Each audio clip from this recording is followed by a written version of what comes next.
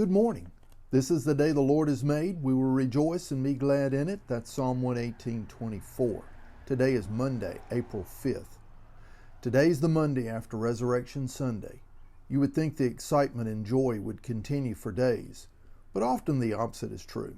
After a big event, no matter how special or spiritual, we experience a letdown. Ask any preacher about the Sunday attendance after a great week of revival services. It's often dead with low attendance. After a wonderful Sunday time of worship, most pastors will feel down and have what my wife called a Preacher Monday. Most of us experience the very same thing. Let's read Matthew 28, 9 and 10, and then verses 16 and 17, and I want you to notice the last phrase in today's reading. And as they, that's Mary Magdalene and the other Mary, went to tell his disciples, behold, Jesus met them, saying, Rejoice. So they came and held him by the feet and worshipped him. Then Jesus said to them, Do not be afraid. Go and tell my brethren to go to Galilee, and there they will see me. Then the 11 disciples went away into Galilee, to the mountain which Jesus had appointed for them. And when they saw him, they worshipped him, but some doubted. And that's the phrase I want us to note. But some doubted. Now, how do we apply this? Many things will happen between the resurrection and ascension of Jesus 40 days later.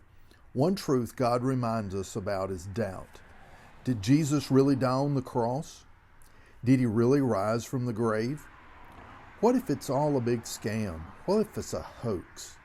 Doubt is natural, but can become cancerous to our soul if it's allowed to multiply. Secondly, there's a normal letdown after an exciting time. When we leave the mountaintop, we're tempted to chase the next mountaintop experience. God calls us to serve him faithfully in the daily grind when all the excitement has worn off, and that is tough, believe me. And thirdly, there will always be doubters. You and I will experience doubt about many things. The counter to doubt is faith. Faith that God will do what he says. Then we follow by faith, believing that he will do what he said. Let's be a worshiper, not a doubter. And when we doubt, let's make sure that we return to be that worshiper that God has called us to be. Today is Monday, April 5th. Love God, love people. Love never fails.